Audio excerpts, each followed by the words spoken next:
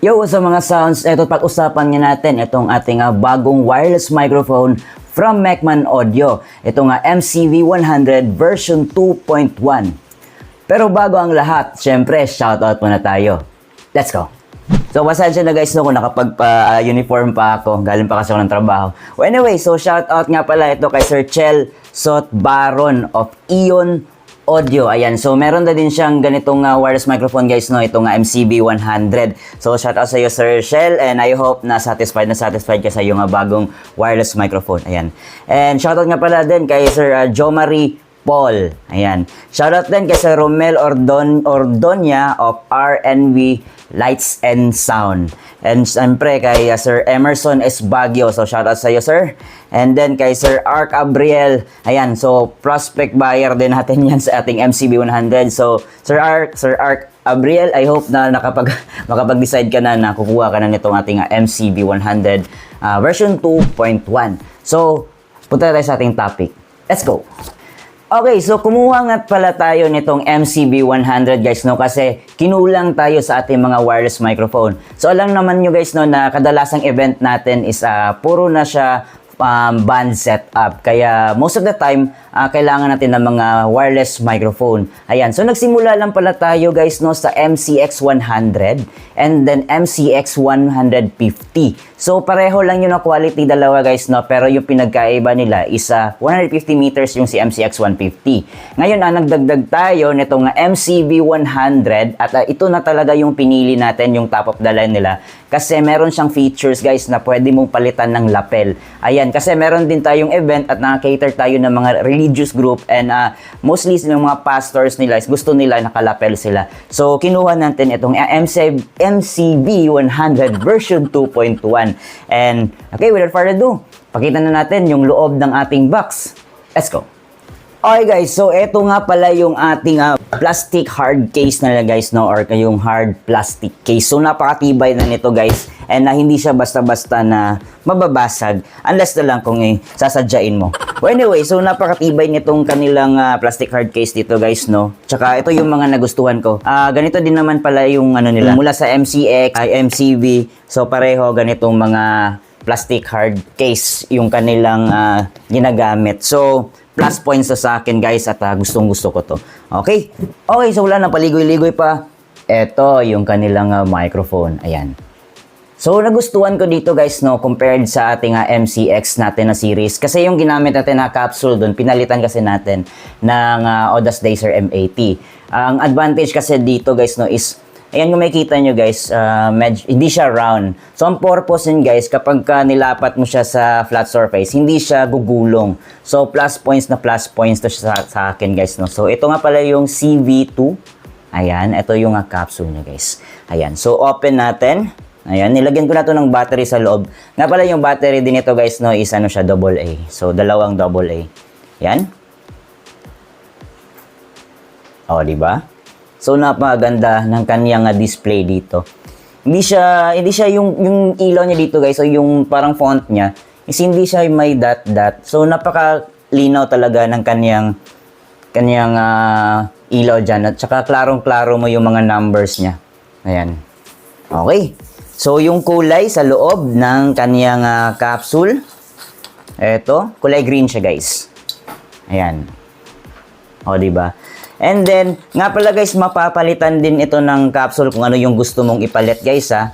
Ayan. Kagaya dun sa ating MCX. So, pareho sila napapalitan. So, pwede mong, kung ano man yung gusto mong capsule na ipalit dito, is pwede. So, ano na yan guys, self-preference na yan. But, stock lang ni MCV.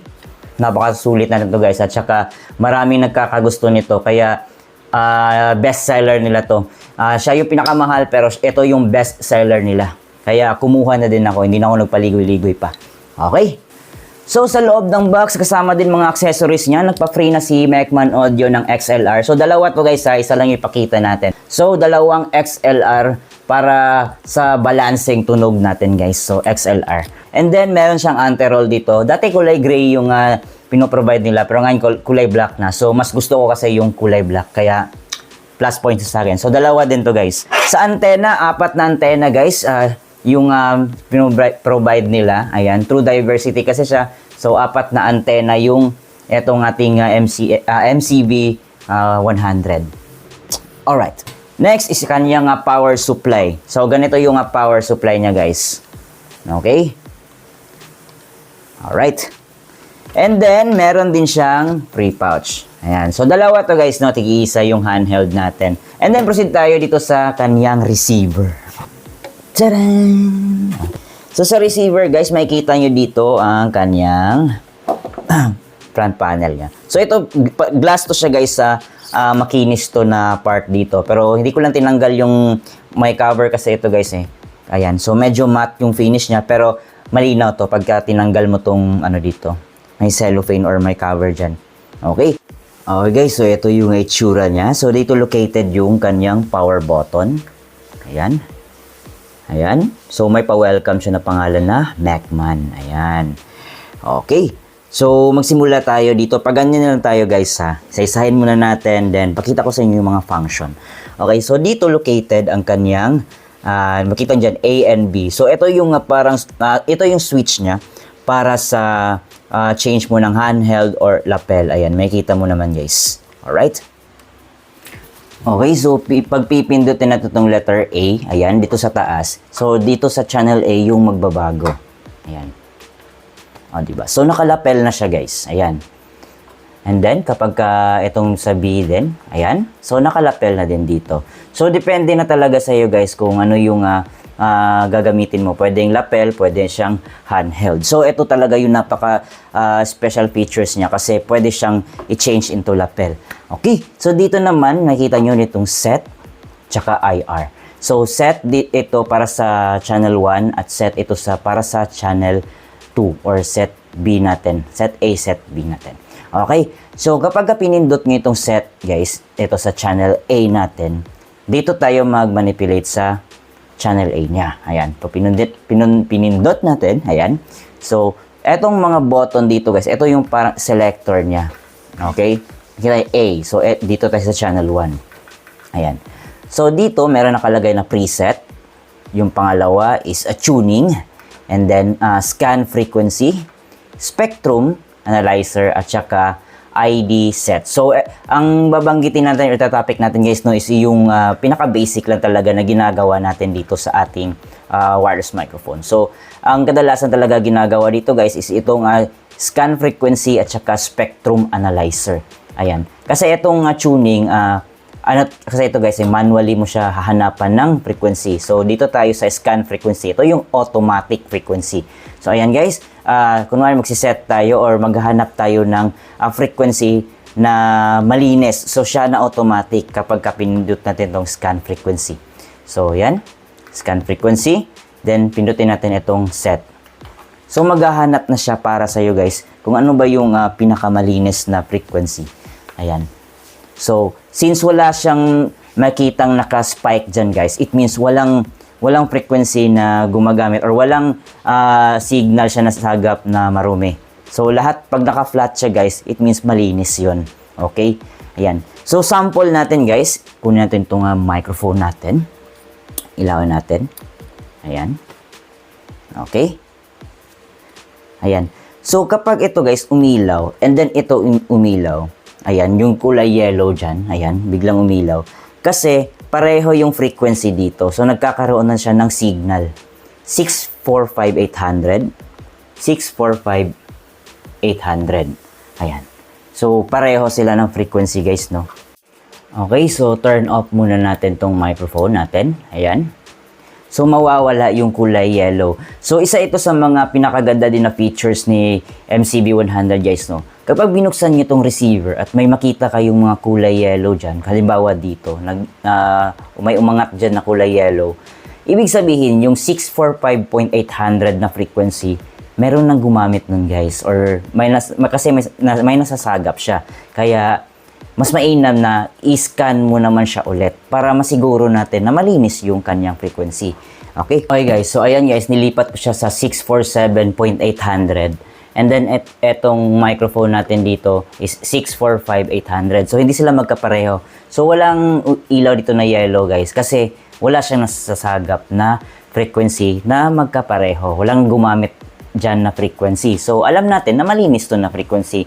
So, pwede natin niyang gamitin. So, paano natin siya i-pair, guys, no, na manually? So, pindutin lang natin yung IR ng channel B. Eto. Ayan. And then, itapat lang natin itong wireless microphone dito na mga 3 inches lang. Ayan. So, 647-800. 647-800. And then, meron ng umilaw dito. Check 1, 2, mic check. Ayan. So, umilaw din yung green kasi may signal tayong pinapasok dito, guys, sa ating capsule. Ayan. So, magkukulay yellow na siya. Okay. So, mag-automatic scan naman tayo, guys, no? Ayan. So, set lang natin dito. Pindutin natin tong set sa channel B. Ayan. Then, puntahan natin yung scan frequency. Then, pindutin natin tong set. Ayan, so maghahanap na siya ng frequency. Ayan, so may spike dyan. Kita nyo yan, guys. Ayan, iiwasan mo yan. Ayan, so may IR na lumabas. Tapat naman natin ulit. 3 inches lang. Ayan, okay. 664-350. 664-350. So, mic check. 1, 2. Ayan, so may green siyang pumapalo dyan, guys. Ayan, so it means pair na siya, guys, sa ating handheld microphone. Okay. Okay guys, so puntahan naman natin yung spectrum niya, guys, no? Ayan, sa channel B pa rin tayo. Ayan, hanapin natin. Ayan. So, ang purpose nito, guys, hahanapin niya yung signal na walang gumamit talaga. So, pindutin natin yung set sa channel B. Ayan. So, kung makikita niyo dyan, guys, flat line siya. So, it means lahat ng frequency dito sa area na to, guys, is malinis. So, kung makikita nyo yung arrow dyan, guys, yung maliit na triangle dyan, so pwede nyong iusog. Halimbawa, may mga nag-spike dito or dito, so pwede mong iwasan. So, pindutin mo lang tong sa channel B up and down. Kapag long press, ayan, pupunta siya sa papuntang left or papuntang right. Halimbawa, dyan yung safe, guys, no, o walang spike. So, makikita nyo dyan, guys, 653.300. Okay? So, pindutin nyo lang yung set. Ayan. And then, pindutin nyo yung change lapel to handheld. So, eto na siya, guys. 653,300.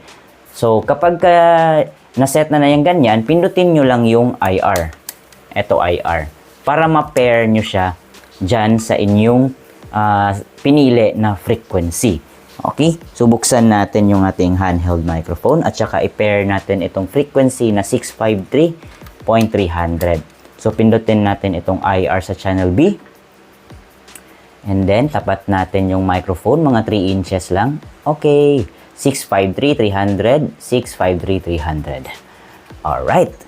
Sound check. Mic check. 1, 2. Sound. Ayan.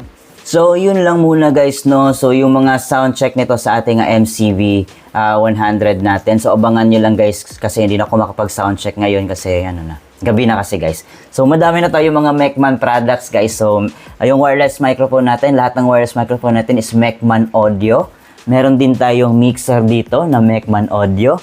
Tsaka yung ating, eto, PSC Plus from Mecman Audio din. So, halos lahat ng ating gamit dito, guys, isa Mecman Audio. Maliban na lang sa amplifier. So, wala pa tayong amplifier ng Mecman Audio.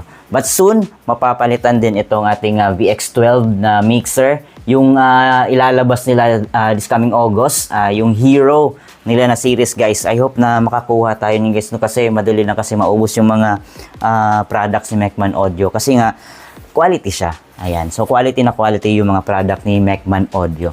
Ayun, guys. So, abangan nyo lang, guys, no, yung ating sound check nito at saka range test. Madami na ako ng utang sa inyo na range test. Hindi pa natin na range test yung si MCX100, remember? At saka itong si MCV 100 version 2.1. So, abang-abang lang kayo, guys. And I hope na ma-sound check natin at ma-range test talaga natin agad itong si MCV 100. Ay, nga pala, hindi ko nakapakita sa inyo, guys. Ayan, napapansin niyo ito. Ayan, so nilagyan ni Mecman yan para extra protection dito sa ating LED natin dito. Kasi glass kasi siya, guys. Yan. Parang ano siya, vulnerable siya, baka matusok or mabunggo ng mga matitigas sa bagay at mabasag siya. So, extra protection to ni Mecman Audio, guys. So, metal yan. Okay, so, thank you sa pag-suporta ng ating video and huwag kalimutan mag-comment, like, and share. Okay, so hanggang sa susunod. Alright.